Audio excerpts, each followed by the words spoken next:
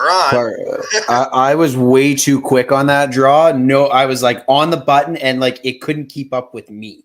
Yeah. That was the issue there. Yeah, the technology. Full disclosure. Technology couldn't handle you, man. Oh man. Your prowess on the mouse is just too much. What's that? What was that old? What was it? Flow Rider song. Club can't handle me right now. Oh, StreamYard can't handle me right now. Just going way too fast, way too quick. What's going on, everybody? Welcome into episode 69. Max, my wife texted me. Nice. Now, and usually when she texts me right before the show, it's usually a good thing.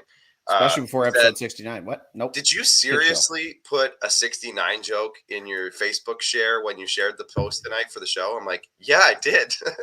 I mean, how could I not? It would be rude not to at this point. You didn't turn another year older in the last week. As far as I'm concerned, you have no reason to show any advanced signs of maturity. Yeah, she did. You did. Happy birthday, buddy. Thank you very much. I haven't gotten any more mature, by the way. So, no. We still have that going for us. You still got a couple years till you hit 30, and then you got to...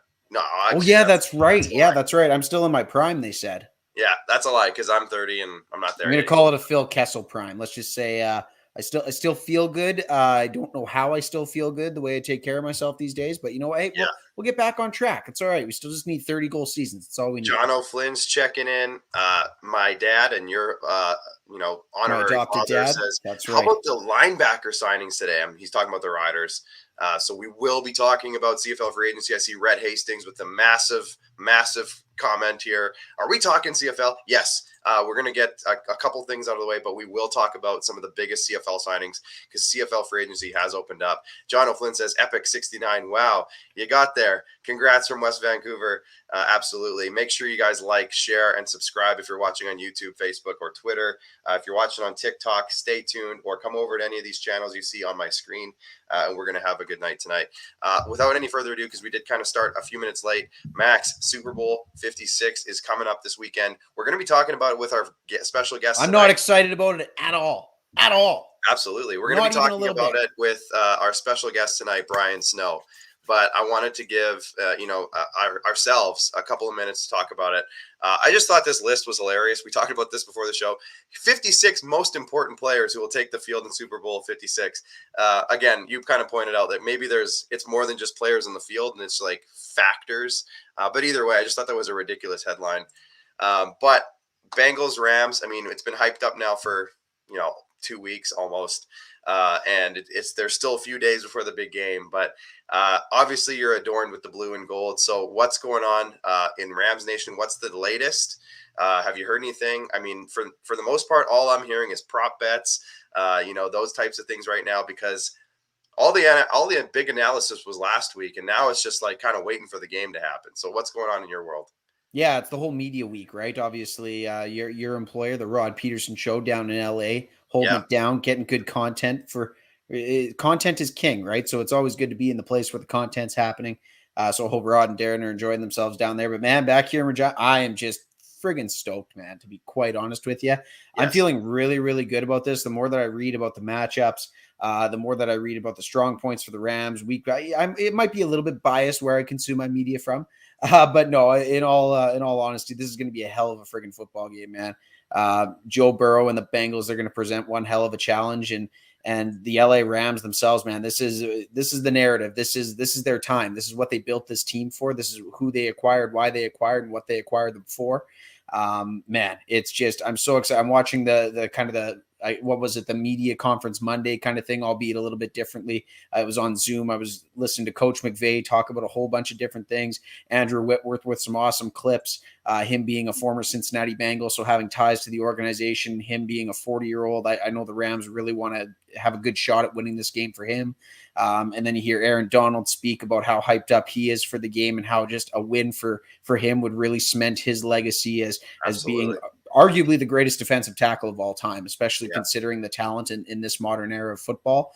So that's a really, really exciting. There's just so many good things across the board. And of course, the prop bets are certainly a thing to keep an eye on. I know that I'll be wagering moderately conservatively on tails for the coin toss, and then we'll see if that hits. Then that'll depend on how much I'm wagering the rest of the game. But I'm feeling really good about the Rams. I don't necessarily know if the line is justified right now. I'm seeing -4, -4.5, might get as high as -5 in favor of the Rams in terms of a spread.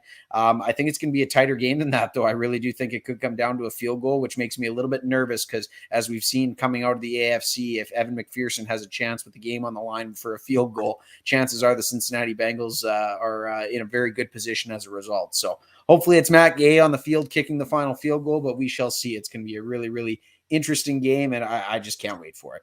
My man Trent says CJ Ozoma says he's not missing the biggest game of his career. That's a big piece for the Bengals, Max, tight end there. I know that the Bengals, did you see exactly what that was all about, though, too? When they came out on the stands, he took his knee brace off because I believe him and Tyler Higbee are battling similar injuries. The Rams tight end with their knees, and he takes his knee brace off and throws it out on the ground and says, "I'm not missing this friggin' game." Unreal. So that's definitely a way to say that you'll be active for the game for sure. He Forrest Gumped it. That's fantastic. Yeah, good on CJ for throwing it out. Absolutely. So anyways, big week for the Bengals. We're going to be talking about this with our special guest, Brian Snow, coming up in just a few minutes. He's going to help us break down the matchup, and I'll do a little bit more analysis on the Super Bowl. We got John Ohm checking in. Katie Fleury's checking in. What is going on, you guys? Adam Schultz is mad. He's just mad. Something about the Leafs made him mad this week. He's upset. But at the same time, he's having fun. I'm assuming he's telling you to shut your mouth, right? Yes. And like I said, did you piss Schultz off? I don't know how I thought we talked about this, Clark. Don't do that. It's so hard to make mad, and somehow I did that. It's the Leafs. Blame the Leafs. Big shout out to our friends over at Original 16, Great Western. We got the hard seltzer going on. I do. I also have one for later, Max, for the nightcap, the Original 16 Canadian. You double dipping on a Tuesday. Must be nice, hey? Why not? Must be nice. It's Super Bowl week after all. Also, shout out to IKS Media before we get too much farther. IKS Media Technology, the best seat in the house. Find them today for how to make your event the hottest ticket in town. Check them out. RBI Baseball and softball training here in Regina, as well as Hooplife Basketball. Thanks to our sponsors. Now that we got that out of the way, let's get into the CFL, Max. I'm going to speed through these. There are so many signings in CFL free agency today. There was? Oh, yeah. It was a big day. I think I saw 4. Oh, man, you missed on my Twitter timeline. You missed about 40. So there's a lot of them. So let's start. Interesting week to have your free agency, though. Like if you want it to be headline news and stuff like that. Right. Super Bowl week. Interesting week. Maybe could have pushed it 1 week. I don't know. Pretty much every year. Just thoughts from a marketing perspective. Pretty much every year that's this way, because you have to remember their spring camp starts in not that long. So April, May. So they want to get all that stuff out of the way and get some signings going. There's always a week of wiggle room there. Yeah, for sure. But let's look at some of the signings. Now, this one came down just before the show kicked off. Trevor Harris, veteran quarterback, re-signs in Montreal. This was one that not a lot of people saw coming, Max, because Vernon Adams is there. Vernon Adams Jr. Is in Montreal already. Trevor Harris got traded there because VA was hurt. He played there for the last little bit of the season, but he doesn't have any chance he could beat out Vernon Adams, but I doubt it. No offense to Trevor Harris, but Vernon Adams is kind of the face of that franchise. So you get Trevor Harris re-signed in Montreal. He's going to be the backup there. He'll push for the starting spot, and he's going to be one of those guys all year long, Max, that's just going to be who's going to trade for Trevor Harris, because somebody might need some quarterback insurance. So Montreal, at the very least, gets a trade chip there for them. And as we scroll through, the big one today, Max, Andrew Harris, the running back from the Winnipeg Blue Bombers, signs with the Toronto Argonauts. And apparently, Pinball Clemens, the legendary running back, was a big reason that Andrew flipped, because a lot of people just thought, hey, he'll go back to Winnipeg. He's a legend there. He'll go back. But he went to Toronto. It kind of shook up the league a little bit. A lot of people were surprised. So Andrew Harris he's 35, Max. He's not a spring chicken anymore. He's been around the league now for quite some time. He's always been productive. And the Argos love making splashes, and they weren't done yet because they also signed Jagarrett Davis, one of the best defensive ends in the entire league. He's been a force, 42 sacks in his last 75 games. He's been in the Grey Cup, Max, every single year in the last 5 years. His team has made at least an appearance. He's the Pat Maroon of the CFL. Absolutely. Sign this guy and you're going to the ship. 2 huge splashes for the Argonauts coming into a big day for them. We look at the Riders. They signed Derek Moncrief. He was in the NFL, spending some time with your beloved blue and gold, Max. He came back last year and played in Edmonton, but they just got him back in Saskatchewan. Fun little insider fact. His girlfriend and or potentially his wife, I don't know if they got married yet, is from here in Regina. So that probably I saw the promo video of him like checking it. Like I was like, okay, that's the type of marketing the CFL needs to do for every single guy. That was awesome. Awesome work by the Riders. Good point. So anyways, not only that, the Riders also signed Larry Dean, a linebacker, really impactful linebacker over his career, but he didn't play last year, so they brought him back.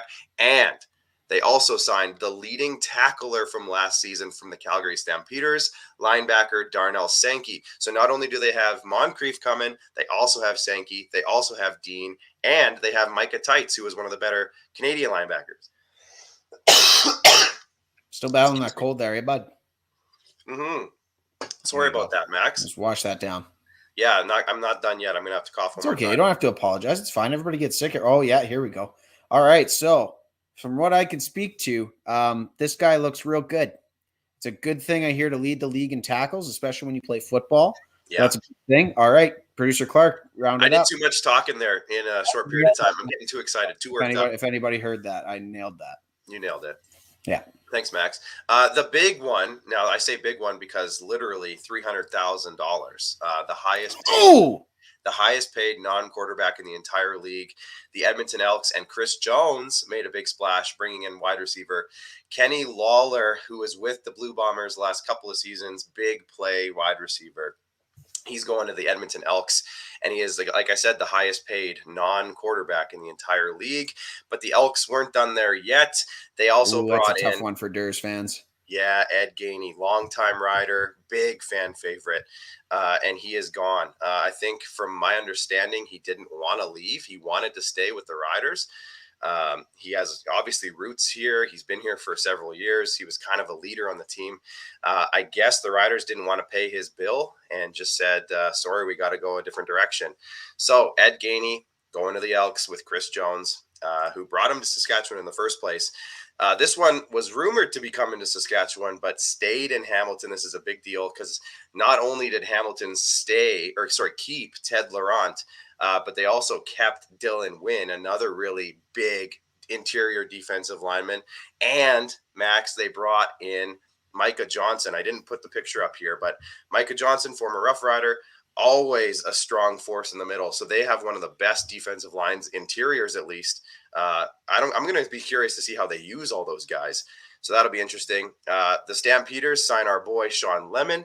He stays with the Stampeders. And I just love this quote more than anything, Max. When life hands you lemons, pour up a tall glass for every quarterback in the league. I love Sean Lemon. He's been on, I've talked to him several times, obviously, with the Rod Peterson show. He's just a great dude. He's been one of those guys who continuously, he's a journeyman. He travels all over the league constantly. And I'm just kind of glad for him that he gets to stay in Calgary another year because he was there last year. He did pretty well, and he's going to probably be another impactful player in Calgary. My biggest takeaway from this announcement is why isn't Dunk running the social media for the entire league? Long story. I would like to know that, please and thank you. He should be. Oh, trust me. If Randy could maybe justify that one for me, because that's a talented dude that has probably one of, if not the most intimate knowledge bases of the entire league. And like stuff like this, I don't know, you look at it from copywriting, captions down, like, right, that's exactly what your league needs. Literally exactly what your league needs. Mm-hmm. Maybe throw a lemon emoji in there, Justin. That's the only thing. Maybe one lemon emoji. You're just right. Just a lemon emoji. That's about it. Other than that, it's perfect. You know, it's funny though, Max. Obviously, shout out to Farhan Lalji, shout out to Dave Naylor, Matthew Shinetti. Sure. There's local insiders, in every market and everything, obviously. Mm-hmm. Justin Dunk is an independent insider that the league just doesn't give the time of day to. And I don't want to tell Justin's story. I'll let him do that. Absolutely. It's ludicrous. It's ridiculous. That's called stepping on your own toe is what that is. He played university football in Canada. He knows the league inside and out. He has contacts all around the league. and genuinely cares about it as well too, which yeah, again is I'm certainly not going to disparage any sort of care level. There's a lot of people across this great country that love the CFL, but what you need talented people like this with a drive to put out this type of content about your league, right? And this is just off of a caption, but obviously you look at 3Down Nation and the things that he does on a day-to-day basis for the CFL without even being really exclusively partnered with him. This is a guy that needs to be drawing a check for the work that he does. And I guarantee you, if he from the did, CFL specifically. yeah, from the CFL, sorry. Yeah. Yes. Anyways, we can, that's another show. We'll be talking with about that. Justin. Grab Justin. Let's get him. We got to get Justin on. Yeah. Well, I'm sure he'll want to talk about that. But John Hodge's cohort says that the Ottawa Red Blacks have brought in Darvin Adams, another huge receiver brought into Ottawa. They're making some changes. They brought in Jeremiah Masoli. I don't think I have a picture of that. Obviously, that's probably just as big, if not big. Oh, I did see that one. I did see that one. Just search Masoli real quick. He's got a really good one, actually. His picture? Yeah, he's got a really good one.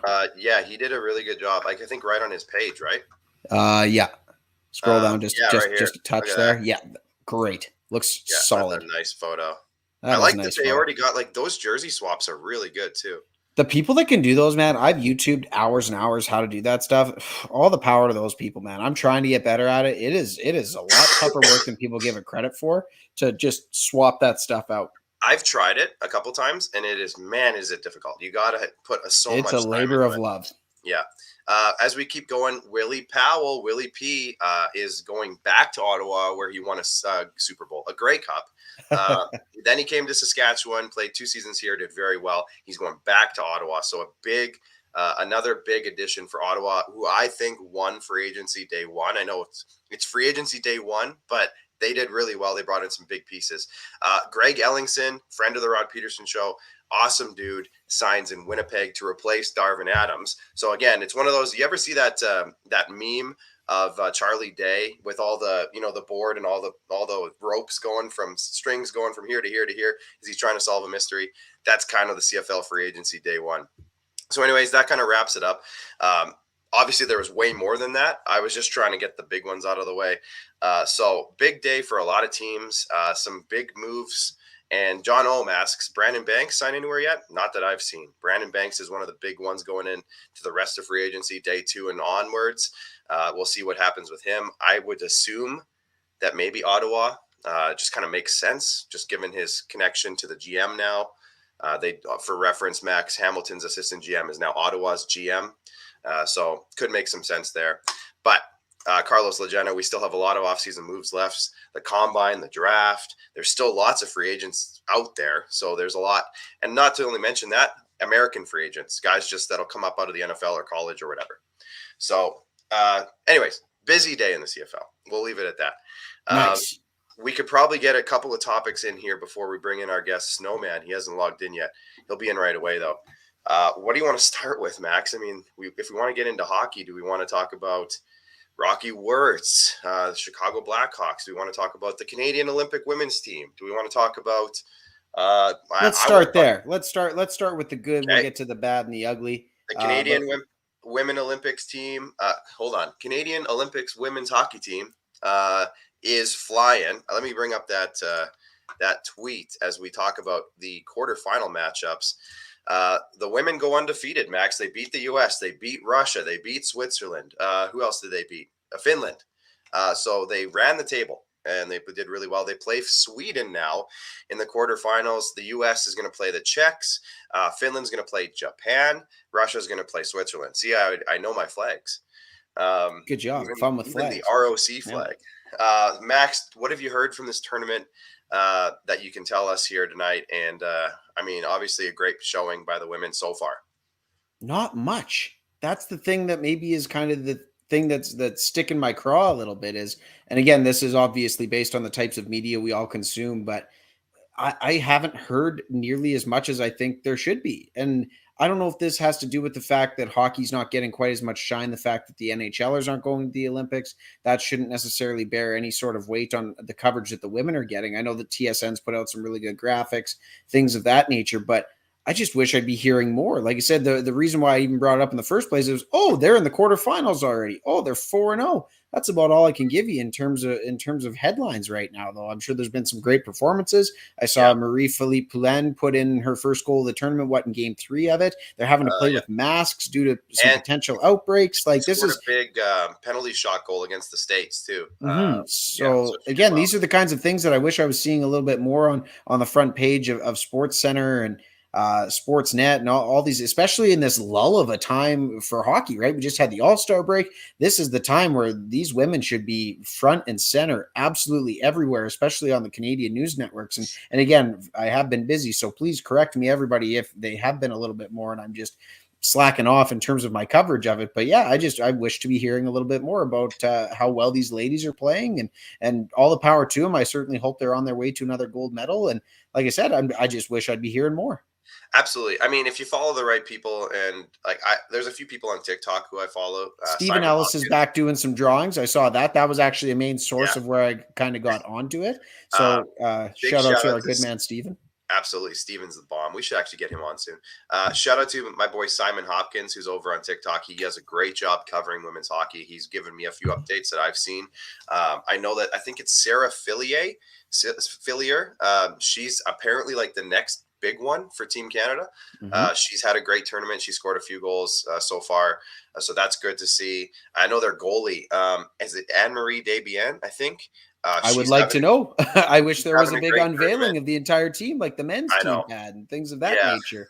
Well, it's tough to get the household name kind of perspective on it. I get the whole money thing and this and that and everything else, but at the same time, it's I just more coverage. That's all I'm looking for, so I could make these ladies as much of a household name as Sidney Crosby and Alexander Ovechkin and John Tavares. I'm thinking of all the Maple Leafs in my head right now because, as I mentioned, I watched that All or Nothing. Spoiler alert, it was a lot of nothing. It was good, I already cracked that joke, but still a good one. But now that we've talked about it, Max, maybe try to make an effort to pay attention more this week. I know I will, because I'm kind of in the similar boat. So really just got to look for it. There is good coverage. Just got to look for it. So that's on us. We'll get better. Now, before we get to our guest, because I see Snowman is down there logged in. He's chilling. Snowman, hang tight. Ready to go. He's in the pen. He's warmed up. Let's talk about warmed up to talk about those disappointing Niners. Oh, the disappointing Niners. Oh, he's pointing at us. He's mad. He's shaking, wagging his finger. I angered the man. Shoot. Let's talk quickly about his Chicago Blackhawks, Rocky Wirtz, Mark Lazarus, reporting at a town hall type of event just a few days ago. Obviously asked about the Kyle Beach incident and simply asked Rocky Wirtz, who's a billionaire owner, he's been around forever. I don't know how old exactly he is, but I would say in his 70s minimum. What it would he's old enough. Let's just say that based on the comments he made last week. And Mark Lazarus simply asked, what changes have you made? What things are you implementing? What are you guys doing to make sure that the Kyle Beach situation doesn't happen again? No, the one that they had to prepare for, right? The one that they had to get right. I'm paraphrasing, of course, Max, but that was essentially the question. And it looked like it was framed to his son, Danny, who is the president, I think. But Rocky cuts him off and says, well, we're not talking about this. It's over. We're moving past it. We're not talking about this. It's over. We're not talking about this. And, Mark Lazarus, I think, pushed back a little bit and said, well, I think you have to talk about it. And he said, no. And you've probably all seen the clip at this point. Max, I guess it's hard to put into words the disappointment for this because it just shows the lack of empathy that, these billionaire owners, a lot of them seem to have. And it kind of, the harder part of it is, Max, is that it's showing the bad side of this hockey culture thing that everyone's been talking about now for a while. And it just kind of proves the point. Let's not talk about it nature of a lot of things that happen in hockey culture just kind of reared its ugly head. And it just was a terrible look. Max, I know you have thoughts. Let's hear them. I got a lot of them. Try to keep it short because I want to bring Snowman in soon. Oh, well, thanks for cutting into my 30 seconds. Okay. No, take your time, but don't go 10 minutes on this. I'm kidding, my good man. Anyways, so no, Steve Dangle nailed it. Anybody that wants to hear my thoughts, nailed it. Yes. Anybody that wants to hear my thoughts about exactly what the Chicago Blackhawks have done to themselves from a business perspective, and not even just the business perspective, but the humanistic perspective of all this, go watch that 4.5 minute clip. I think he put it out last week when it was a little bit more fresh in the news cycle, but I just wanted to take a couple of minutes and say that one, Steve Dangle nailed it. This is not a problem that you can just solve with money. This isn't the NHL of the 1950s, the 1960s, and the Chicago Blackhawks. I'm thanking the good Lord that I don't work in their public relations department over the last 2 weeks, because that place must be a living friggin' nightmare every day to walk in and have to answer to that guy. So that Max, guy sucks. I don't care about the whole ownership, this and that, the power balance of the league. This guy's got to go. This is we're past the point of this being an acceptable way to handle things. The whole I threw some money at it, so it should just go away mentality. Forgive my French, but it's bullshit. We're done with this. It needs to friggin' go. So that's my thoughts. Absolutely nailed it. Two things that I've seen. Wayne Gretzky, may have heard of him. He came out and he said, "Imagine being the father or mother of an 18-year-old kid who just got drafted by the Chicago Blackhawks. How would you feel right now? Would you feel comfortable sending your kid to play for that team?" Not only that, but they also, after the Kyle Beach stuff kind of finalized, they fired another trainer for sexual abuse in November. I don't know if you saw that story, Max. After all of the Kyle Beach stuff ended, they fired another trainer that nobody really talked about it, but it happened. So it's just like, man, what is going on with that organization? That organization is friggin' broken. And until there's a change at the top of the mountain, there's not ever going to be any meaningful change. Yeah. End quote. Done. Yeah, exactly. So on that happy note. Yes. Snowman, you ready? You want to come in and make us happier? Let's bring him in. Brian Snowman Snow. Brian, welcome back. It's been a minute. I'm so happy to have you. We have so much to talk about. A thrill and an honor to be on with you guys. I really appreciate it. Absolutely. I don't know, Brian. I know you're a Blackhawks fan. Do you have any thoughts? Max, you just echoed my feelings in 30 seconds. Until they push the plunger at the top and blow this sumbitch up, then nothing will change.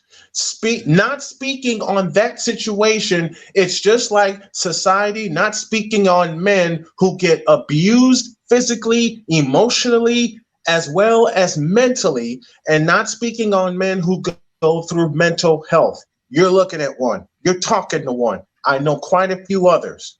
That support circle and that circle up top with the Blackhawks needs to change, and it needs to change now. If it doesn't, then players like Jonathan Taves, Patrick Kane, all of the folks that were at the core of those 3 Stanley Cup championships will continue to languish. They will continue to languish as long as they push this situation under the ice and run over it with the Zamboni instead of unearthing it and dealing with it. Exactly. There you go. All right, Brian, that's it for tonight. Thank you for joining. No, that is scratching the surface. Okay, Brian, that was perfect. I love it. Thank you for your insights on that. Now we're all warmed up, Brian. Now we're warmed up. How about the Niners? Here we go. Max, go ahead, Max. Let's get into that. Let's go ahead. Max, it was an epic battle, my friend. Yes, it was. However, I am going to happily take the 6 regular season losses in favor of the one NFC championship victory. But in all seriousness, well, you should. In all seriousness, it's a hell of an organization. Obviously, one that's going to undergo some change. Jimmy Garoppolo, obviously Mike McDaniel departing as the offensive coordinator, headed for, I don't know, different sun in Florida. What do you make of the Niners? Obviously, it was a season where it started a little rough, ended with an NFC championship appearance. Maybe a lot of people didn't think they'd get there based on different succession points throughout the year. How would you sum up your 49ers season and potentially where they're going to go from here into 2022? Well, they weren't supposed to be in the playoffs in the first place. We had to beat the Rams on SoFi soil in overtime, and it took a pickoff in overtime because Matthew Stafford's just all of that and then some. I've always loved Matthew Stafford since his days at Georgia. And it took that pickoff for the 49ers to get into the playoffs in the first place. So I said after then on my show the next day, the 49ers were playing with nothing but house money, because look at even including the Rams, look at the opponents that they had to face in their playoff run. And they were underdogs for the final game of the regular season and the 3 playoff games. So when you have underdog status for a game in Dallas, for a game in Green Bay, and a game in Los Angeles, you got nothing to lose. So we're going to lose some coordinators. Jimmy Garoppolo is going to be gone, but we got Trey Lance, Raheem Mostert's in a contract year. You already know about Deebo Samuel and the danger that he proposes. Kyle Shanahan figured out a way to use Brandon Ayuk. And there's this fellow by the name of George Kittle who is there also. I am not worried about San Francisco. I mean, they're going into the offseason and into 2022 playing on house money, because everybody's going to remember they had no business getting to the playoffs in the first place.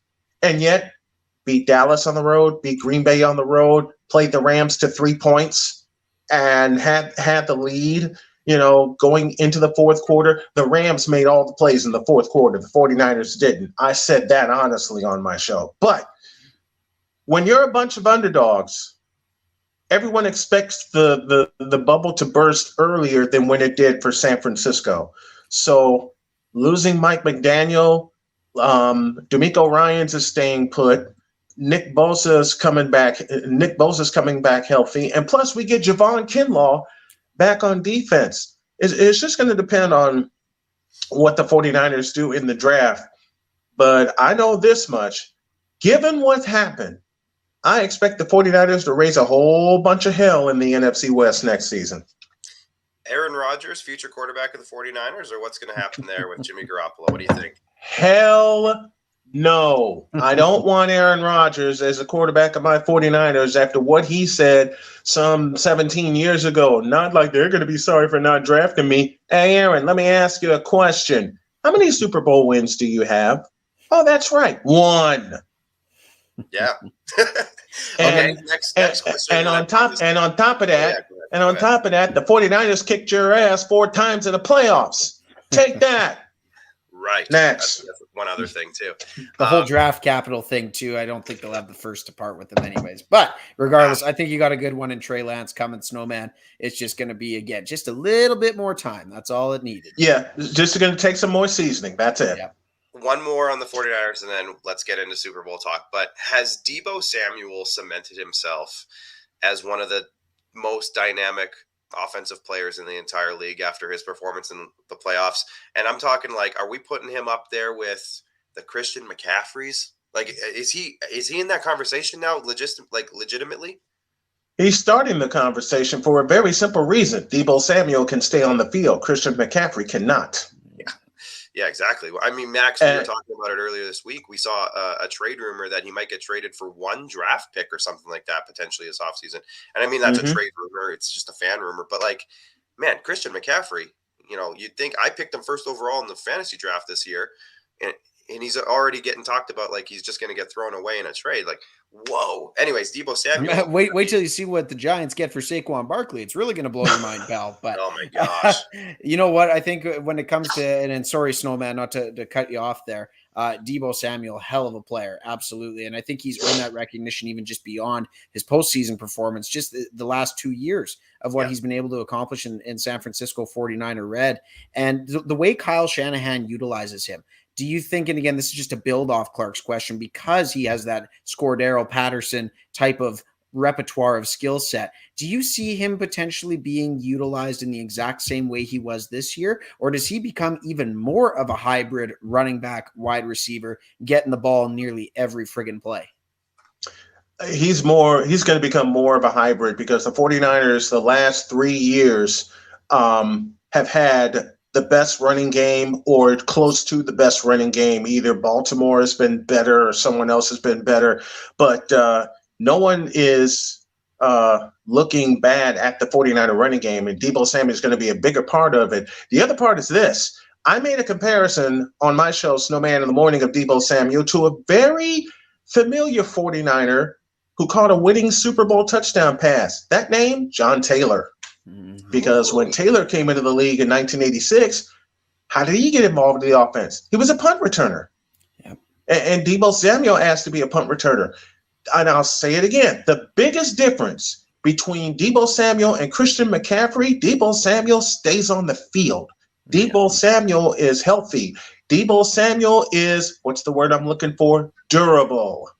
And the dude is just an absolute truck stick. If everybody knows what I'm talking about in the video game world on Madden, if you watch Deebo Samuel play, if you are not a fan of the 49ers, you are absolutely infuriated at why opposing defenses cannot tackle this man. He gets held up from a play that starts at their own line of scrimmage to whatever it may be, and it seems like he falls forward 9 yards every single friggin' play because the man is just ask the Green Bay Packers in the fourth quarter. Just ask the Green Bay Packers in the fourth quarter. Okay, Absolutely. third and seven, minute 3 left. You would think the Packer defense can stop the 49ers and hold them to what would have been a 55-yard field goal. Nope. Kyle Shanahan said, the hell with this. Give me Deebo Samuel in the backfield. So you get Deebo Samuel in the backfield along with Elijah Mitchell. You toss it to Samuel. He gets you 10 yards and a first down, and everybody in Wisconsin was going home early. I tell you what, it really didn't hurt my feelings when Nick Scott popped him just before the half. That really helped maybe send things in the right direction for the Rams in that fourth quarter. But that is a bad man on the football field. I tell you what there, Brian. You know what? Let's shift gears now to the NBA. And sorry, Clark, for interjecting here, but just to transition the gears, this has been silly season. The NBA seems to have 2 of them every single year, the start of free agency and trade deadline time. What can you tell us about some of the moves that have been made thus far? And I believe what is in advance of this Thursday's trade deadline. Obviously, CJ McCollum. I'll bring him up here, Max. Thank you very much, Clark. CJ McCollum going to New Orleans today to team up with Zion. Like, there is just so many different things that are moving so fast in the NBA. It is ridiculously hard to keep up with. But what can you surmise of the last 4, 5, 6 days of the first true silly season of the NBA that we get annually? Well, Karis LeVert better be glad LeBron's not there because LeBron would have ruined him on sight. Okay? Just ask Kevin Love. CJ McCollum going to Portland? Riddle me this. Why didn't you send Zion Williamson packing while you're at it? Yeah. And then Domantas Sabonis from Indiana to Sacramento. How is that going to fix the Kings? What is going on with that? What's going on with that trade, Brian? Like, that seems like how are you? I think there's a second move in progress for Sabonis. I believe there's a second move in progress, and I think it will involve my Chicago Bulls. Oh. The Bulls are really injured right now, and yet they're still at the top of the East. So I stick my tongue out at a lot of Nets fans I know. But I think him going to Sacramento, I don't think he'll stay there long. Interesting. And I know one other team that's kind of in that conversation for a big is the Toronto Raptors. I don't know if it's going to happen or not, but I know that there's been some talk that they have nobody on the roster, Brian, over 6'9" or 6'10". Like, they don't have a big like a traditional big anyway. So they're a very small athletic team that's really tough to match up against and good defensively. But, they don't have a ton of big size in case they need it. For a team who has a guy like Vucevic with the Bulls, for example, those types of guys, they can't really match up well against those guys. But either way, there have been some moves, and the NBA is just beginning to heat up, and I'm sure it's nowhere close. The next 24 hours are going to be stupid. Brian, your favorite player in the league, James Harden. What's happening going on there? Max, I will paint your beard redder than it already is. No, I'm kidding. Listen, I want to see it.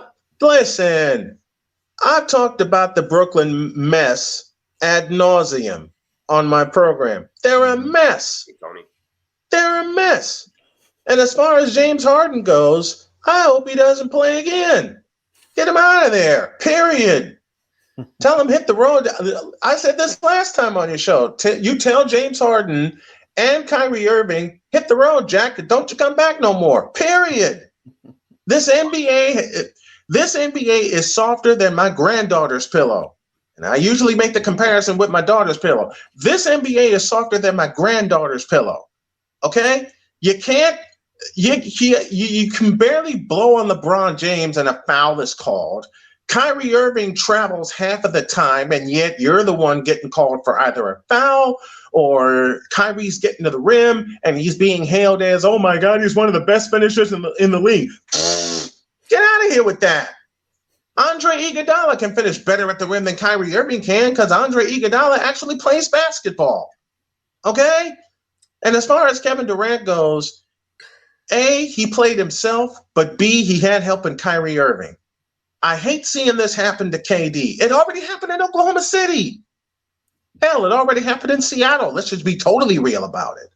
Oh, Seattle. He's going to be the Seattle Supersonics. Yeah, I cussed on the show, and I'm going to say it again. The Seattle Supersonics. Bring them back. I'm wearing the color. They should have never left. Exactly.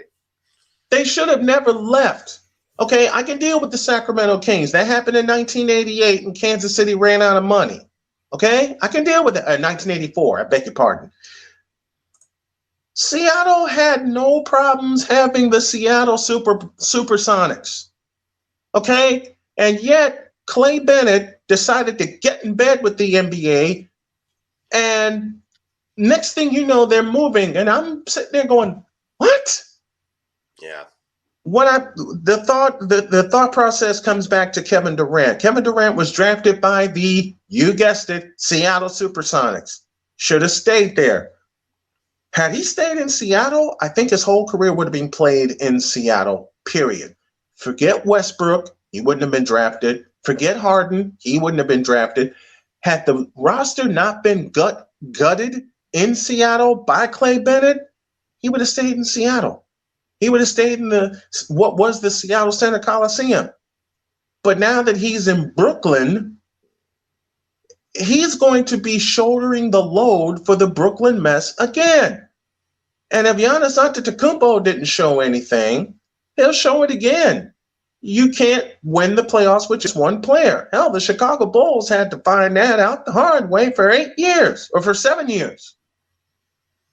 Yeah. Well, Brian, let's touch on the Bulls, and then we'll get back into football for a minute here. Maybe even a little bit of MLB lockout. I'd love to hear your take on that really quick. But the Bulls. All right, here's my take on the MLB lockout. Give me it. Will y'all figure it out already so we can get back to baseball?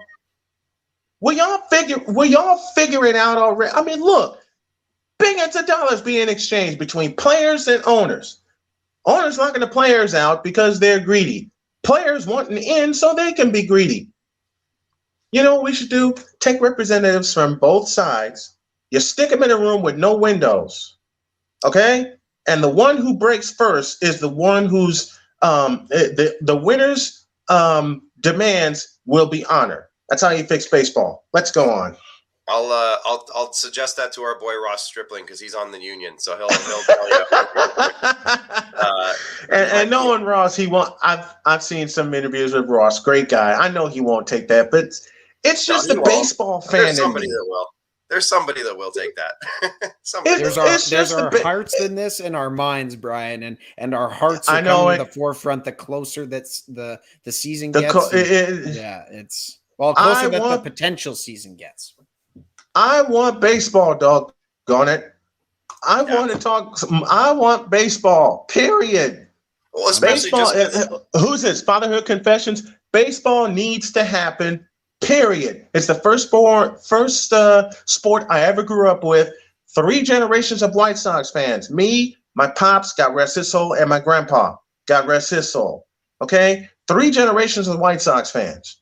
I'm a baseball rat. All right. I listen to broadcasts. I listen to one of my favorites. You all will know him, Jerry Howarth, longtime voice of the Toronto Blue Jays.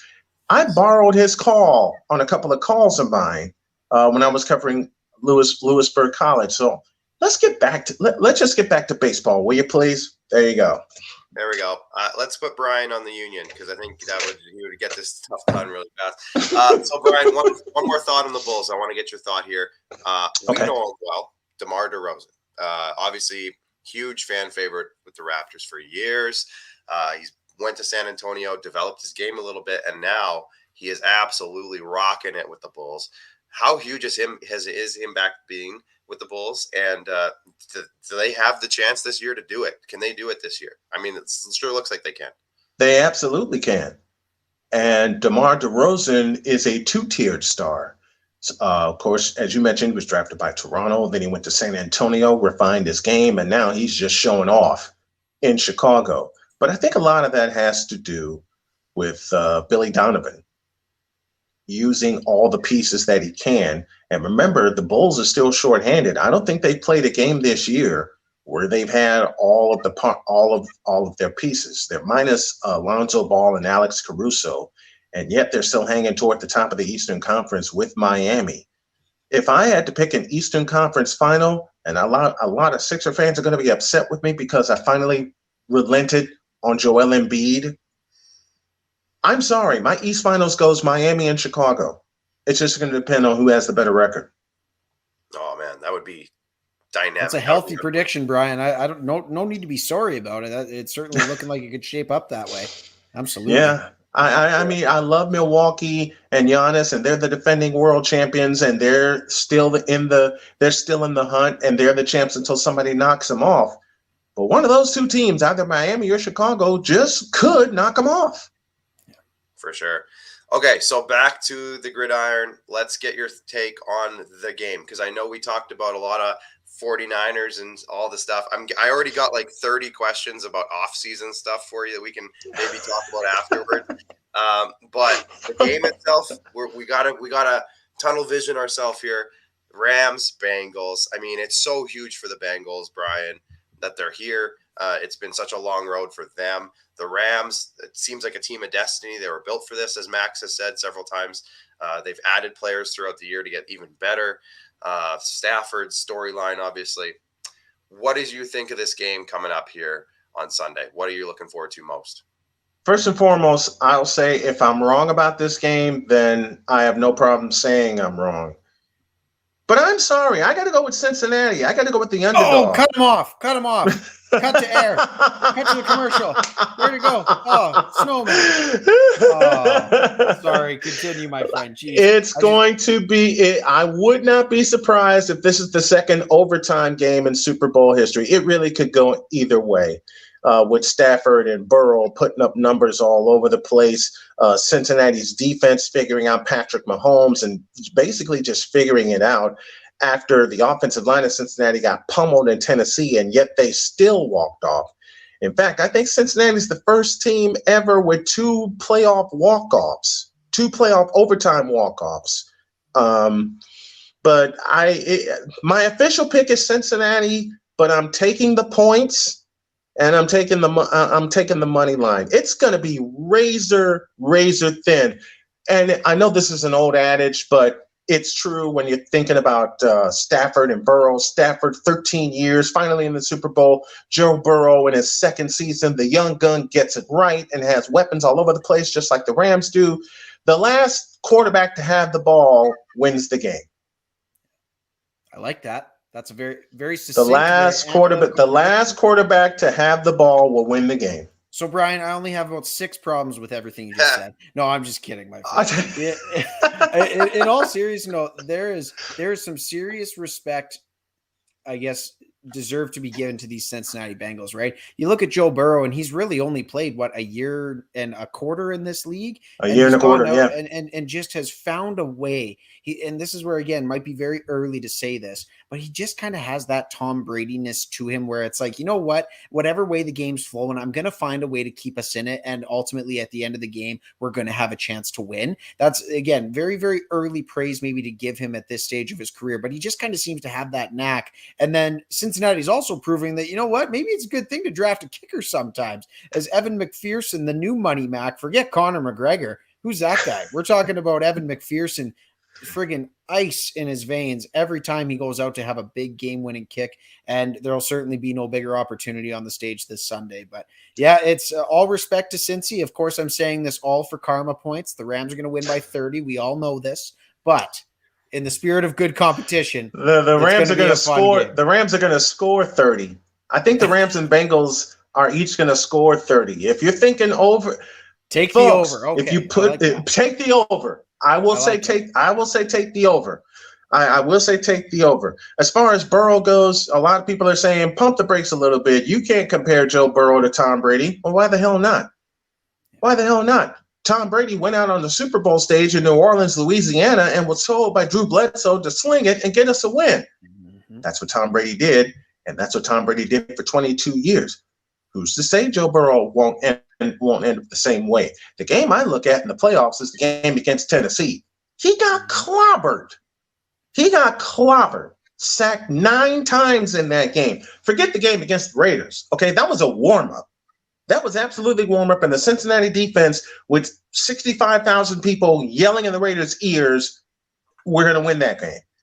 The game against Tennessee, first playoff game on the road against the number 1 seeded Titans, who a lot of us said were the softest number 1 seed, and we saw why. But still, number 1 seed is the number 1 seed. Look at that game. The offensive line couldn't block worth anything, and that's nothing against Cincinnati. That's Tennessee's defense saying, we see a young lion, and we're going to come after him. Joe Burrow got knocked down 9 times, got up 10 times, and the 10th time led him to the game-winning field goal as time expired in regulation. I incorrectly said overtime. It led him to the game-winning field goal as time expired in regulation. Okay, who wouldn't get confidence going into Kansas City with that kind of finish? And everybody said, oh, you got to go up against Patrick Mahomes. Patrick Mahomes and the Chiefs played themselves. If you take the field goal and you go and you have 24 points on the board instead of just 21, then you got a little bit of mojo going into the second half because you would have scored on all of your possessions in the first half. No, Patrick Mahomes decided to gamble. Cincinnati licked their chops and took advantage. And in the second half of that game, they harassed the daylights out of Mahomes. The only points that the Chiefs got were at the end of regulation to tie the game at 24. And then 27. And then they get the winning points. And it's 27-24. That's it. All Joe Burrow has to have is one opportunity. And if he's the last quarterback to possess the ball in regulation or overtime this Sunday in the Super Bowl, I think he will deliver. So, Snowman, I got one more for you before we wrap it up for the evening. And again, this maybe speaks to, the game this weekend. So we talked about the Titans and obviously how formidable their defense was. Obviously, Justin Simmons. Everybody in Cincinnati Blue had a chance to get a licking on Joe Burrow in that game. Yep. I want to know how much stock you put in. Again, this is where again, obviously the Rams defensive line poses a lot of problems, especially for this, let's call it league average offensive line for the Cincinnati Bengals. Do you think that just the sheer athleticism of guys like Von Miller, a Super Bowl MVP, Aaron Donald, arguably the best defensive tackle of all time, they might not get to him 9 times, but they might get to him 6 and force a couple of strip sacks just strictly on their athleticism alone? Do you think that maybe plays a bigger role than the whole 9 sacks from a Tennessee defense that locked him up, shut him down, whatever you want to call it? Didn't really shut him down. But do you think that athleticism on the Rams defensive side of the ball with a couple of generational players could be the difference in Burrow maybe turning the ball over a few more times in this game? No. Here's why. Against Tennessee, they came after him. They clobbered him. They stripped him a couple of times in the Tennessee game. Here's the difference. Joe Burrow learned from that game. Mm-hmm. And you best believe the Chiefs came after Joe Burrow saying, okay, if Tennessee can get to you, we can too. Only Joe Burrow said, oh yeah, watch this, and relied on one of my X factors for this game. His name is Joe Mixon. If Mixon can poke some holes in that Ram defense, you got a fight on your hands, my friend. I like it. Brian, my friend, thank you so much for joining us tonight. You got one more, Clark. Oh, there's one more? Clark says one more. It's 2 words. It's 2 words. Well, I'll add to it, but it is 2 words. and I'm just trying to find the comment. I had it, and then I lost it because I was looking at some of the newer comments. Because Brian just way to stay organized, my friend. Good stuff. Comment because it's amazing. Okay, here it is. Sheridan Davis. He wanted us to talk about this. I don't know if you've seen it. I hope you have, Brian. Kyler Murray. Have you seen the drama around Kyler Murray erasing the Arizona Cardinals from his life? What do you take of this? If you've seen it, I hope you have. I'm sure you have. What do you take of this? And like, what does it mean for Kyler Murray? Is he going to head to the Oakland Athletics? A tease for tomorrow at 8 a.m. on Snowman in the morning. Yep. Ooh, I think Kyler Murray is done with football. I think Kyler Murray is done with the Arizona Cardinals. I think Kyler Murray has figured out that the longest money you can have for an athletic career is in, say it with me, gentlemen, baseball. Baseball. Darts. Oh, baseball. Yeah. Major league signing bonuses for first round picks, 8th overall. Yeah. Let's hope they get that CBA figured out first. Right. Yeah. They better figure it out. I want some baseball, doggone it. Hell yeah. Absolutely. So, Brian, yes, that'll do it for tonight. Dude, you lit up the screen tonight. Thank you so much. I guess, Brian, somebody asked earlier, and I lost the comment, but how are you doing? Here it is. Adam Schultz. How is Snowman feeling? Because I know you had some health battles. Do you have an update? What's going on with that? Well, Adam and everybody, here's your story. I still have pancreatic cancer, but the difference is I got this 2-foot smile on my face because now I have a lot more nerve. There's a very pretty lady that has supported me during the entire ride, and she's been nothing but wonderful to me. And she told me one day flat out, I think you're giving up. And this was right after I got my diagnosis. So since then, I've made a choice to get better. I have an appointment tomorrow after I'm off the air to meet my new oncologist here in Indiana. And we're going to get some photographs taken. We're going to get some x-rays done, and we're going to push the plunger moving forward. And I need a favor from all my homies up in Canada. I'm going to send Clark my my PayPal. I sent him my my YouTube earlier. Anyway, can I say my PayPal address here? Yeah, go for it. Is that okay? Yeah. Okay. Folks, we still need your help. We are still in need. We are still in needing of your help. We are all here for you. Thank you. John Ohm says we are here for you. I wish I had Rod Peterson's gong so I can go like he does when John rings in. But I will make a donation on payday. Katie Fleury says, go to paypal.com. Change that. I'm sorry. PayPal.me/snowman2172. That's paypal.me/snowman2172. I'll make sure I get it to Clark right after we get off of here so he can tweet it out to everybody and send it out to everybody. But we still need your help, folks. We still need it, and we appreciate it. Oh, there it is. Yes, PayPal. That's it. PayPal.me/snowman2172. That's where you can make your donations either for my radio show or for my fight against cancer. And this summer, I will have kicked cancer in the ass, and I will celebrate my 50th birthday. And I hope there's a SquadCast episode that night so I can celebrate my 50th birthday with you guys. Because I know I'm going to celebrate that entire day with my wife and my children and my grandchildren. But we need your help, folks. Anything you can contribute to help the cause would be great. I know I got a lot of friends up in Canada now, courtesy of RP. So prayers for you, buddy, from the great city of London, Canada. Thank you. Yeah, Joe Boone, thank you. Great dude. Yeah. Thank you, Joe. Thank you, Joe. You got hearts. Carlos says we'll be here. There you go. Oh, thank you all. This is not just for me. This is for my wife. This is for my children, and this is for my grandchildren, because I want to be around for them. Yes. I want to be around for them. And this mass in my belly has to get out. So any kind of donations y'all can make that will help us keep our bills paid and help us stay afloat until I get this thing removed, and it will be removed. excuse me. I'm sorry. I will be.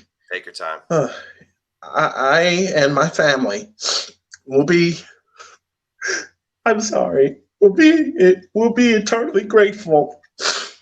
We had some people help before, but then we went through some things, and I'm sorry, guys. No need to apologize whatsoever, Snowman. We greatly appreciate your friendship, and we sincerely wish you the best in your battles as you continue this journey, and wishing you and your family nothing but the best. We appreciate your time. We appreciate your insights. We appreciate it all, my friend. All the best in health and happiness to you as your journey continues forward. I appreciate you guys. And let's have a great Super Bowl on Sunday. Absolutely, so we can all smile. Let's have a great Super Bowl on Sunday. Well, that means the Rams are winning, right, Snowman? That's the only way we can all smile here. So we got this game going one way. Wait a minute. For my Super Bowl, I'm going to have food. I'm going to have a little drink. I'm going to have my wife, and I'm going to have my in-laws, and I'm going to have my kids. I'm going to have a happy Super Bowl. It's going to be a great.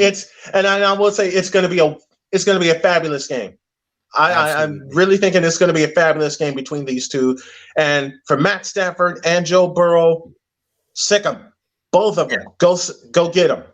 Let's go get them. Have Dr. Dre and Snoop Dogg and Eminem and Mary J. Blige and Kendrick Lamar. It's going to be one hell of a halftime show. It'll be great. I'm looking forward to that. Anyways, Brian, we'll let you go. We put your PayPal in the comments. Everybody's sending all the love and support, and so are we. And we will chat again soon because we got to talk baseball. We got to talk those bloomin' White Sox. We got to talk about our White Sox Blue Jays rivalry. So we will be getting you back on soon, buddy. See, we got to play 9 times in the regular season just to see who would host the ALCS. It's either going to be Chicago or Toronto. Love it. And besides, it'll be memories for me back to 1993 when it was Chicago and Toronto in the American League Championship Series. When you had fellas like Juan Canadian Guzman, the Big Hurt Frank Thomas, when you had studs like Devon White, and of course, Touch 'em all Joe. Tom Cheek, that's for Tom Cheek. Touch 'em all Joe. One of my favorite baseball calls ever. Absolutely. It is. It's legendary. It's legendary. Yeah, all right, it is. Brian, we'll let you go. Have a great night, my friend. Thank you. Thank you much. Care, Snowman. There it is. Whew, man, unbelievable. Unbelievable. What do we even follow up with that, Max? I don't know, man. He's such a great dude. So knowledgeable about sports and just a genuine untapped love for the games that we love. Yeah. And just know it's hard when people that you care about are going through really tough things. And this is where, hey, you know what?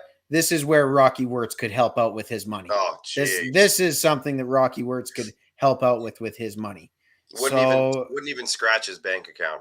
Exactly. But regardless, no, not to make any sort of light of it. Our friendship with Snowman, that was one that I grew to know early on in my internship days at the RP show. And it's amazing how the connection is carried forward this a couple of years later. And it's the mutual love of sports, man. It connects you with all people from all great places. And yeah, again, just continued health and happiness to Brian and his family. Absolutely. So again, his PayPal is in the comments on Facebook and YouTube. I'll put it here again, as he mentioned. I mean, anything. It's one of those situations, guys, where, Brian, he's put a lot of effort into this. He's not just out here scrounging for money. He's doing his best, and any little bit can help him out. And, his family's been through some stuff. Trust me, we've had some conversations. He kind of spilled it there a little bit at the end. But, if anyone deserves another shot, it's Brian Snow. Absolutely. Man, what a chat. I mean, all the stuff we talked about with him, all the NBA stuff, it's got me going. Like, I can't wait for this weekend, obviously, but everything else that's going on. We barely even touched hockey this week. Like, do you want to talk about a couple more hockey topics? Well, you know what, just as an obligation quick to our sponsors, let's run our 2-minute ad roll. And then let's have instead of a top of the order focus, we'll have a bottom of the ninth, and we'll run through 3 quick topics to finish out. But let's hit the ad roll here for a couple of minutes, grab a bathroom break before you hit your nightcap, and then we'll go from there. I'll save the can crack for after the commercial. Good stuff. All right. See you in a couple, everybody. Familiar. You're Your fans deserve an incredible arena experience. It's time for an upgrade. Stunning graphics. Revenue opportunities are just the beginning with our in-venue display systems and scoring technology. Let us help you find the best solution for your facility. BDG, always delivering the best fan experience. Everyday Hooplife.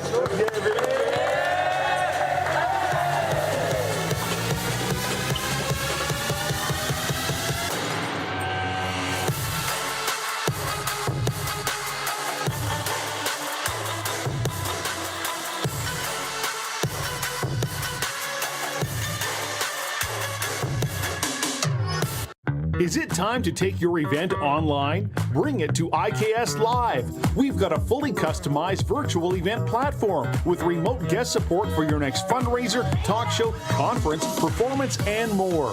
IKS Live offers live streaming to Facebook Live and YouTube and pre-recorded capabilities, both in our studio with green screen available and on location with pre-production and post-production services. IKS Live, the proud producer of The Rod Peterson Show and The Recovery Hour. Visit us at ikslive.ca.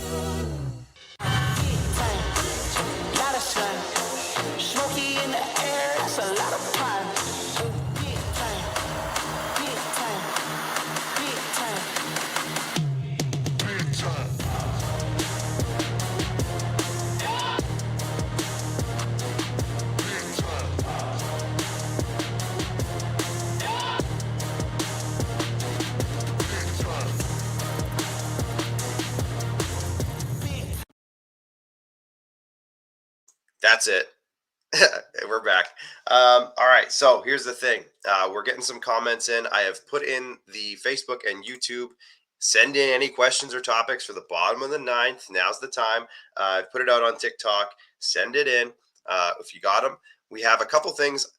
Max, I want to touch on Kyle Dubas's comments in his press conference the other day about you're muted. You're muted. I know you're making fun of me, but you're muted. Damn it. Poor execution, just like the Toronto Maple Leafs in the playoffs. What? Anyways, yeah. Sorry, my friend. Like I said, I've had a lot of Leafs exposure. It's self-driven, unfortunately, this week after watching that All or Nothing. Right. I feel like I just watched it. I feel like I watched him have the exact same conversation that he had today about last year's trade deadline. No, it's different though. Yes, that's right. I want to say his comments. April. It's different this time. I know. I get it, but yeah, it is. First of all, let's crack the original 16. Beautiful. That was a good crack. Good crack. It's always good. Their cans are perfect. It sounded provocative, but good stuff. Careful what you say. Anyways, this isn't even so much that I want to talk about the Leafs. This isn't a Leafs rant. This is just what Kyle Dubas said today. I found a little interesting. Or yesterday, I guess, 2 days ago. So he basically came out and said, like, hey, listen, there's a lot of teams around the league that are in, similar, worse, or almost the same cap situation that we're in. It's tight. So you're going to see a lot of teams around the league, Max, that he said Max specifically, he referred to you. Right. That they have one trade in their chambers, like they have one bullet in the chamber, and I guess seems like an inflexible position to be in. Yeah, it's not ideal for a lot of teams who need to make a lot of changes. But here's the quote here: "We probably don't have a whole lot of bullets in the chamber here." Are you saying the Leafs need to make a lot of changes? No, I'm not saying they're in that boat. I'm saying there are some teams that are in that boat. Oh, okay, gotcha. That would like to make several changes, but just simply can't because of the salary cap and the way it is right now. But he went on to say, a lot of teams are in a similar boat to us, et cetera, et cetera. So I guess, Max, like it brings up the question, if you only had one trade that you could make, now I'll say for the Leafs, for example, but if you want to bring in the Preds or you want to talk about anybody specifically, if you only had one trade and that's it, you can't do anything else. I mean, what would you do to make your team better? And for the Leafs, it's an interesting situation because they're 1/100th of a percentile behind the Florida Panthers for win percentage this season. Like they're right there. They just beat Carolina. They've beat some good teams this year recently. They're right there. Of course, it's Florida, Tampa, Toronto, same division. It's just the way it is.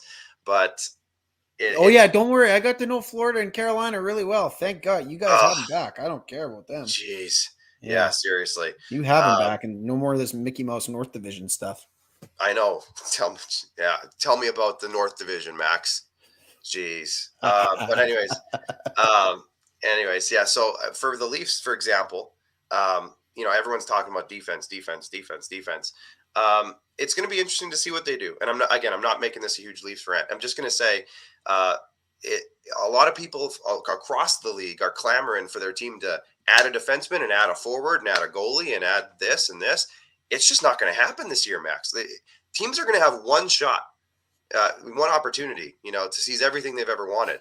And good segue. Thank you. I wasn't going to go. What if he pulls that out at the Super Bowl? That'll be incredible. That would be good. It would be very fitting. I wasn't going to go there, and then it just naturally came to me. But so I don't know. It's an interesting situation, and I don't know if you want to touch on that at all.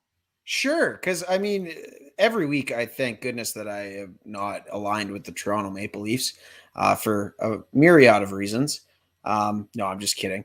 After watching that doc, I gained an appreciation for a lot of the folks that are running that team and doing things. Like, it's great. But I'm just very happy to be a Nashville Predators fan this year, because they are a team that is right in the thick of it with $11 million in change in cap space. And they do have some flexibility where they're not necessarily one of those one bullet teams. However, I do agree with you. There are a lot of teams that are in that spot. When it comes to that maybe it allows you to narrow your focus.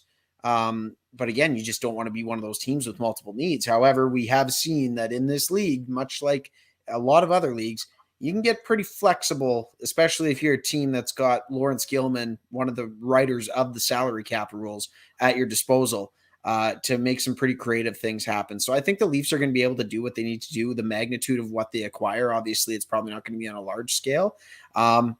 But again, it's going to be really interesting. It's what kind of value can you find? Can you fill a need that another team has, and vice versa? Like, can you be good trade partners? That's, again, like anything when it comes to trades in real life or fantasy sports, right? Can your team meet the needs of the other, and can you guys fill the gaps in each other's lineups? For the Leafs, I don't know, man. It's like you said, I look at the team that they had last year, and I'm like, oh, it's a team that was the team. That was the team that should have found a way. Yeah. However, this year, it's again, maybe it's good to ride with what you got. Maybe you don't need to tinker. Obviously, we saw, again, bring it up because recency bias, but we saw how good Nick Foligno was in terms of an ad for that locker room, what the leadership that he brought. It didn't translate a ton in terms of the goal sheet, but at the same time, he brought a lot of intangibles to that team that you need to really move forward in terms of a leadership perspective. Maybe this is that year where, again, you identify that minor piece and you roll with what you got, and you say, hey, these are the guys in this locker room that we're going to roll with game 1 to 82, albeit a couple of interchanging parts. We'll see what happens. Again, it's great to be in the position where you're David Poile and Nashville Predators and say, hey, we got flexibility. It's a great time to be in Tennessee. But in all... Can I touch on that really quick? Do you think the Preds are going to capitalize, weaponize is the word I'm looking for. Do you think they're going to weaponize that at all? Nope, not at all. Nope. Because there's going to be some teams that need to use, could really use that. It could be. They could be a stalking horse in terms of maybe absorbing one of those quarter of the cap kinds of things, but it's got to make sense for Nashville, right? I mean, again, it is nice to kind of have that flexibility to do that. I don't necessarily see it though, because they're in that competitive position, right? They're in that spot where, unless it's only advantageous to them and it's not helping out another team in the conference, maybe they do serve as the stalking horse for Dubas and the Maple Leafs to get something done with a John Klingberg or something of that nature. But in order to do that, it's going to cost you.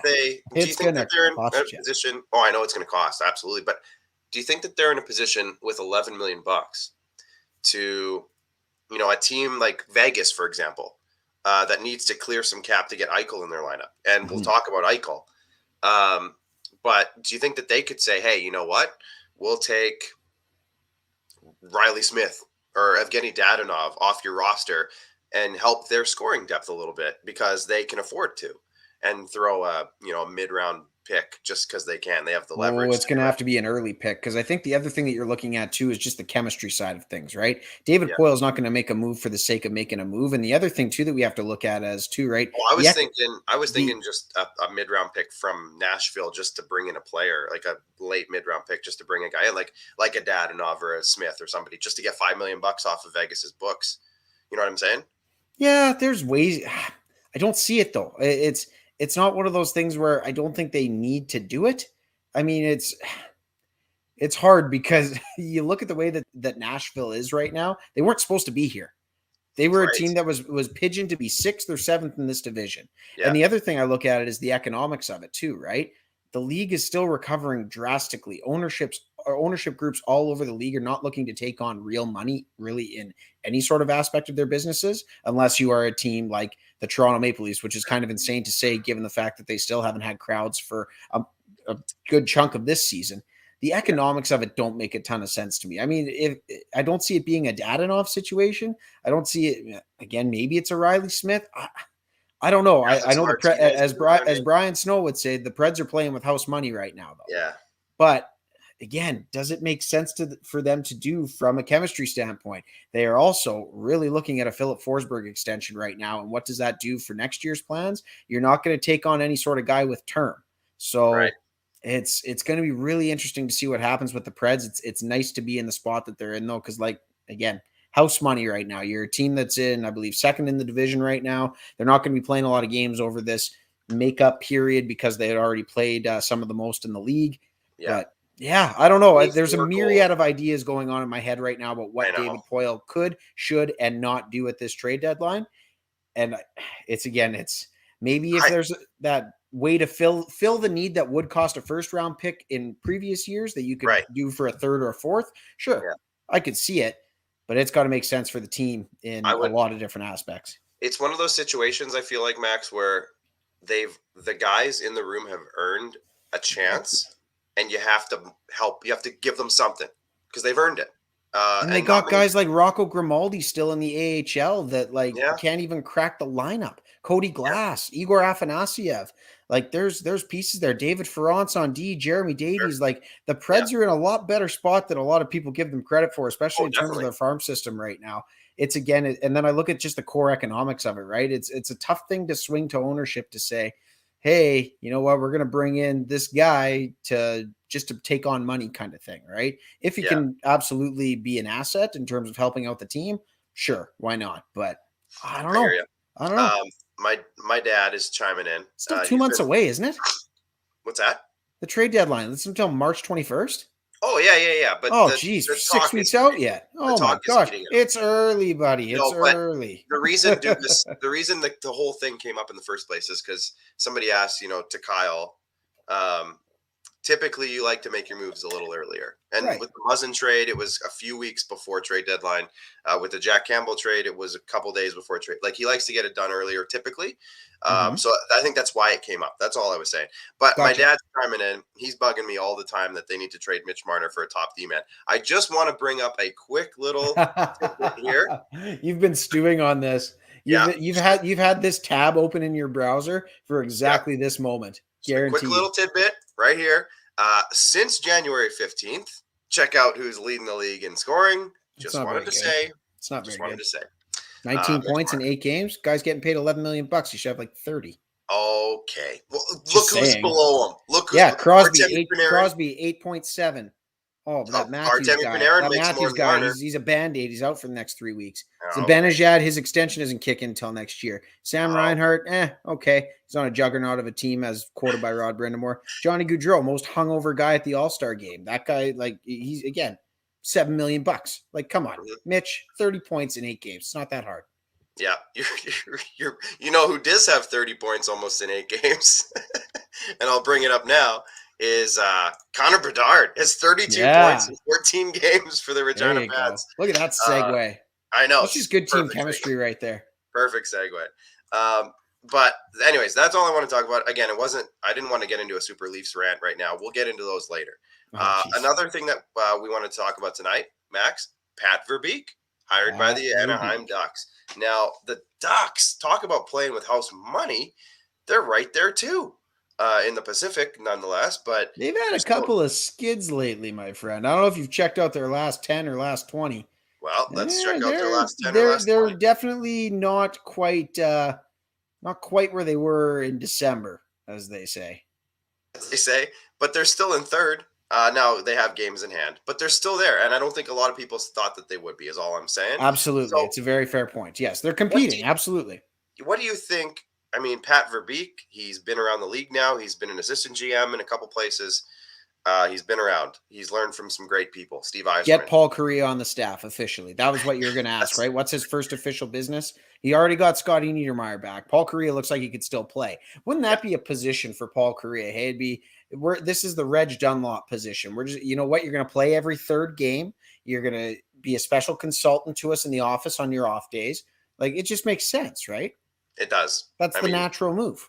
Get Paul Kariya back in the NHL. Get Paul Kariya back in the NHL playing. In front of the camera. Playing. Man, that was awesome to see that Twitter video today. It was. We're both Paul Kariya stans, obviously. We'll have a whole episode about that. It's sitting right here. That duck doesn't leave very far from the vicinity. No. It was just awesome to see him in front of the camera today talking about it. And you know what? Pat Verbeek is going to bring a lot of different things to this table in Anaheim. He's again, like you said, talk about a guy playing with house money. Pat Verbeek, in terms of just what they have, in terms of their prospect system, he could be a guy that looks to fill a lot of needs for teams, right? You look at a Hampus Lindholm, maybe he doesn't want to return. You look at a Ricard Raquel, a guy that, again, $3.8 million. That's a guy that could look right up your alley if you find somebody to retain 3/4 of that money. That's a Toronto Maple Leafs fit right there in the secondary scoring needs. So, well, that's what I was going to mention that earlier with the Leafs. Like, there's a lot of talk about that they need a defenseman. I'm not so sold that they might not add a forward. Talking about the Ducks now, Clark. I'm just saying. I know, but I'm saying Ricard Raquel could be in that conversation is all I'm saying. He could be in it for 15 other teams too, right? Like just what he brings in terms of, again, the cap flexibility. Like, right? He'd be so good in Boston. He'd be so good with so many teams. Like Calgary, who needs some secondary scoring. He'd be really good there. Speaking of adding a centerman to your lineup, look at these segues. I know, right? Nailing it. Now it's black because I need to open it up. Jack Eichel is practicing in a no contact jersey. So a contact jersey, green. Now he's practicing. Hey, good job with your colors today, buddy. Thank you, sir. It says green in the thing. What's the guy skating beside him wearing? I don't know. But it says green in the tweet. So I cheated. But he's skating on a line with Patrick and Michael Amadio. I doubt that's going to be his line. So it doesn't sound like he's going to be back quite yet. But the fact that he's out of his no contact jersey and he's going to come back soon. It's a scary thing for everybody in the Western Conference. Everybody in the Pacific Division just said, "Oh well, no point trying for first place anymore. It's not happening." And that's what I mean, right? So when you're talking about moves at the deadline, right? You're talking about a few key guys coming off of injured reserve for some teams. This is where, again, a guy like Jack Eichel, that is your trade deadline acquisition if you're Vegas. And what better one to have, right? So now again, you're going to have to do some tinkering with your salary cap. Find a way to get under, which I'm sure they will. Again, you don't bring a guy like that into your organization unless you got a plan for how you're going to get him in immediately as soon as he's available. But yeah, man, oh man, does that really make things look scary for Vegas? That's a team that's not to be trifled with. And as far as I'm concerned, the Western Conference is going to go through there again for sure. Oh yeah, for the fifth time in 6 years now, fourth time in 5. Yeah, Seattle, take notes. Oh wait, you did. Yeah. No, it's too late for them.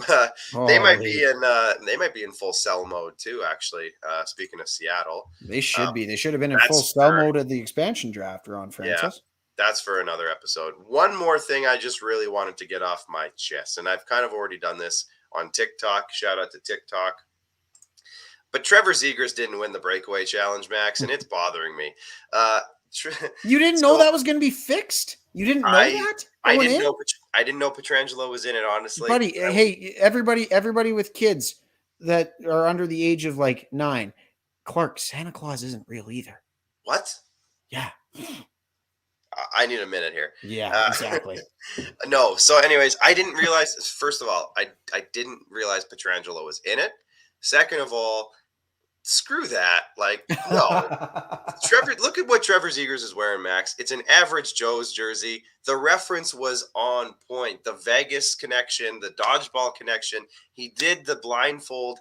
Afterwards in an interview, he said the quote. What was the quote afterwards that he said? Oh, thank you, Chuck Norris. Norris. A wrench, you can dodge a ball. No, he said thank you, Chuck Norris, because Chuck Norris, remember, he gave him a thumbs up or whatever at the end of the movie. Okay, so like just everything about it. And then on top of it, he just did some crazy deke that like is insane and defied gravity, and he did it blindfolded. And then, Jack Hughes, even I'll give Jack Hughes some credit. Another creativity was there for sure. Another young superstar does a magic trick at center ice, brings out a mini version of himself, and that mini version scores. And then Pietrangelo comes out. Oh, shout out Alex DeBrincat too. He did a football thing I didn't think was very good, but Pietrangelo comes out, misses the net, brings out some drummers, misses the net again. And the other thing that bothered me, he had little glow sticks taped to his jersey. Like, production value on the other two were multiple times higher than Pietrangelo's. He had like dollar store glow sticks taped to his jersey. Get out of here. So I'm telling you, man, Vegas is close to the cap. They can't afford the luxuries, okay? Like, true. Yeah, they don't have a budget for glow sticks. They're over the cap. I think Pietrangelo can afford some glow sticks. He's made some money. But either way, I don't know. I just thought it was really stupid. And I'm not just saying this because I'm like, the skills competition. I'm saying this because the NHL, Max, does this all the time. They have opportunities to market themselves and push these players that they can market in the large, the bigger picture of society. And they go ahead and they just give Alex Pietrangelo the thing instead of a 21-year-old superstar in the making, a 21-year-old superstar in the making, like Jack Hughes and Trevor Zegras. Is to talk about American markets. You want to pump your American players up. Those two guys are flashy. They're young.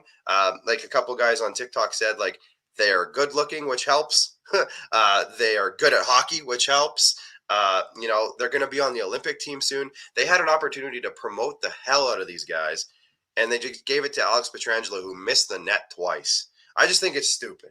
And I know it's the All-Star game, and it really doesn't matter at all.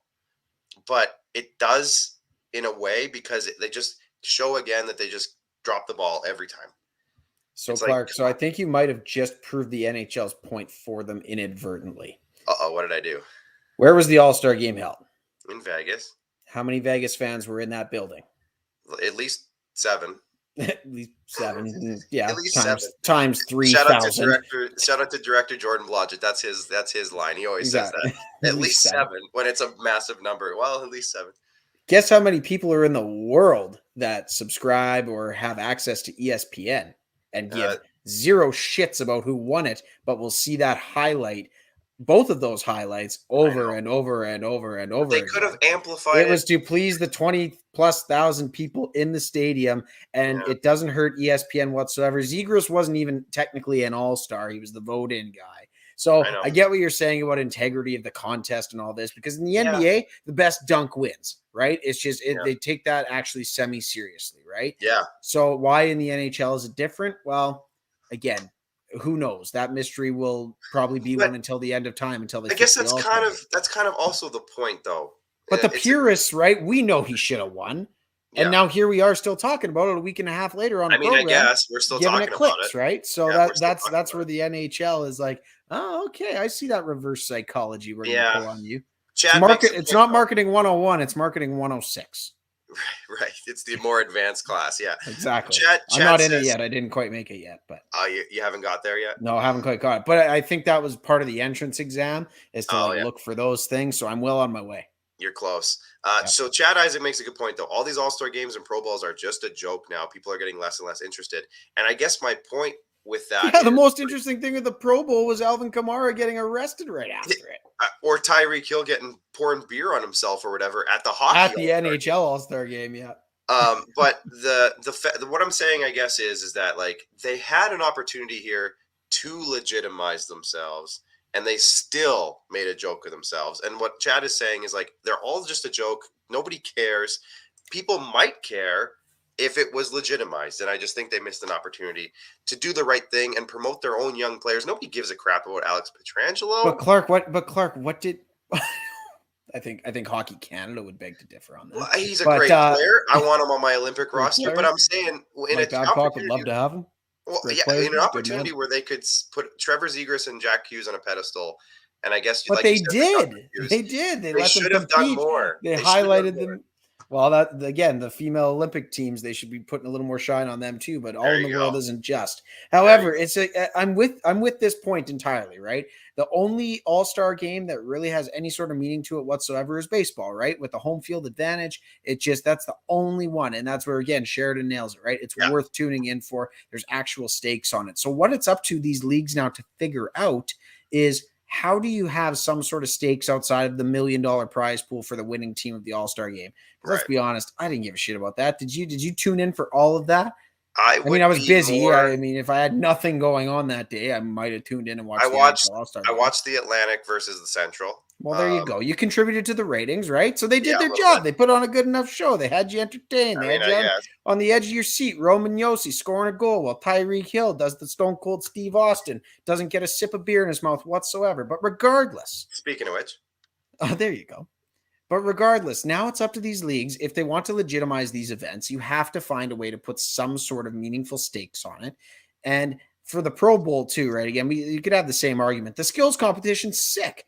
Right? Justin Jefferson doing a whole bunch of cool stuff, flying around, tabletop and things in the best catch contest. That's cool. That's fun. This little two-hand touch thing where the biggest highlight coming out of is Mac Jones doing a horrible gritty. Like, again, it's a joke, right? It's stupid, but it's the marketing behind it.